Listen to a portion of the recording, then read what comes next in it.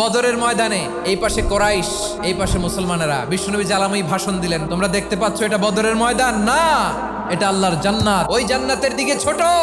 বিশ্বনবীর কথা শোনা মাত্র সাইয়েদনা উমাইর ইবনুল হুমাম বললেন বাখ বাখ, মানে চমৎকার। বিশ্বনবী বললেন মা ইয়াহমিলুকা আলা কওলিকা বাখ বাখ ইয়া উমাইর, আমার এই কথা শুনে তুমি কেন বললা বাখ বাখ? ইয়া রাসূলুল্লাহ, আপনার এই কথা শুনে আমি বড্ড খুশি হয়েছি, আর আমি প্রত্যাশা করছি আমি যদি ওই জান্নাতের মালিক হতে পারি তাহলে কতই না ভালো হতো। সুবহানাল্লাহ বলেন। বিশ্বনবী বললেন উমাইর আনতা মিন আহলিহা, তুমি ওই জান্নাতের অধিবাসী, তুমি জান্নাতি। উমাইর চিন্তা করলেন আমি জান্নাতি, নবীর মুখ দিয়ে যখন বেরোইছে ওই জান্নাতে তো আমার ঢুকতেই হবে, কিন্তু হাতে 3টা খেজুর খেয়ে যদি জেহাদের ময়দানে যাই তাহলে জান্নাতে যেতে তো দেরি হয়ে যাবে।